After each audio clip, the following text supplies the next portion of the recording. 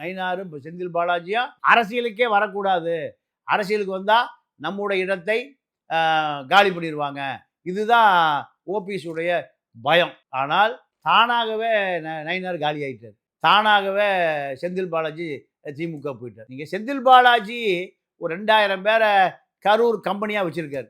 ஆனால் நயினார் தனக்குன்னு ஒரு பெரிய ஆதரவாளர்கள் கூட்டமே கிடையாது. இந்த ஆதரவாளர்கள் கூட்டம் இருந்தால் ஏன் போகிற வழியில் 4 கோடி பிடிபடுது? யார் பிடிச்சி கொடுத்தா? கட்சிக்காரர் தான் பிடிச்சி கொடுத்தான். அப்போ சசிகலாவுடைய நிலைமை இன்னைக்கு என்னவோ அதே நிலைமை தான் நயினார் நாகேந்திரோட நிலைமை. அடுத்து இபி மினிஸ்டர், போக்குவரத்து துறையில இருந்து தூக்கி அப்போ சசிகலா அவருடைய செல்வாக்கு அவருக்கு குடிகட்டி பறக்குது. சரி, இபி ஒரு பெரிய போர்ட்போலியோ, அங்கேயும் பல ஆயிரக்கணக்கான லட்சக்கணக்கான தொழிலாளிகள் இருக்கக்கூடிய ஒரு போர்ட்போலியோ, ஒரு இலாக்கா.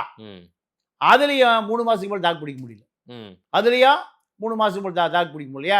அங்கங்க கரண்ட் கட் ஆகுது. அனல் மின் நிலையம் பூரா மின்சாரத்தை உற்பத்தி செய்யவில்லை. சரி, அப்போ இதை சரியாக நிர்வாகிக்க தகுதியற்றவர். இந்த நிலையில தான் சசிகலாவுடைய நட்பை மட்டும் செல்வாக்கை மட்டும் வச்சிருந்தா கரண்ட் கட்டு எப்படி கரண்ட் கட் ஆகிட்டே இருக்கு. அதன் பிறகு ஜெயலலிதா கோப பார்வைக்கு ஆளாகி தொழில்துறை அமைச்சர்